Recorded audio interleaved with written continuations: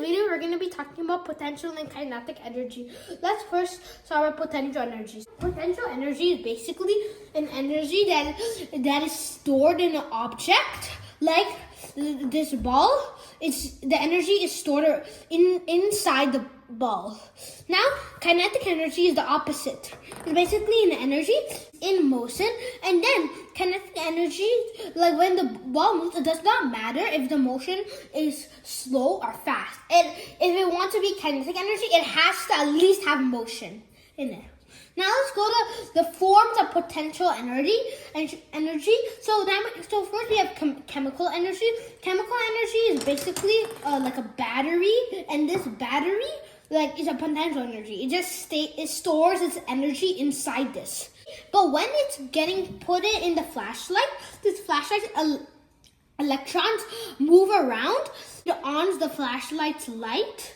Because the electrons moving is called kinetic energy. And then we have nuclear energy. So pretend these are like atoms, and when these atoms fuse together, it forms nuclear energy. And now we have elastic energy. So when this elastic energy just stays like this, it's potential energy because there's no movement, like no motion. But when it's getting stretched like this, that is kinetic energy. So now we have gravitational energy. So gravitational energy is basically, pretend there's an apple. And gravitational energy basically is like uses the Earth's gravity and pushes the apple down all the way to the ground. It pushes it down. And that motion is kinetic, but the pull is gravitational. Now let's go to kinetic energy. So mechanical energy is basically uses kinetic energy to do this.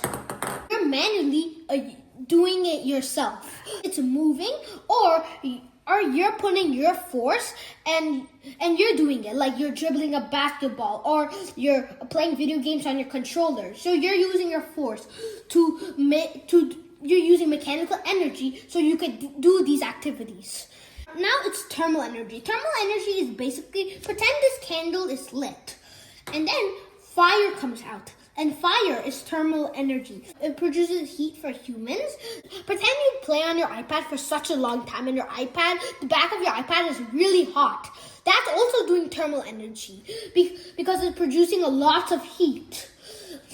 Now let's go to electric energy. So energy can also make sound energy and light energy and thermal. See?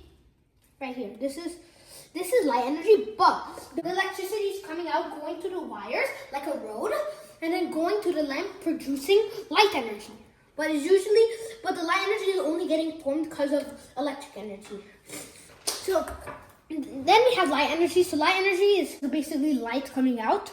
And then we have sound energy. Sound energy is basically like when something is talking, like a robot. A robot uses sound energy to talk to a human.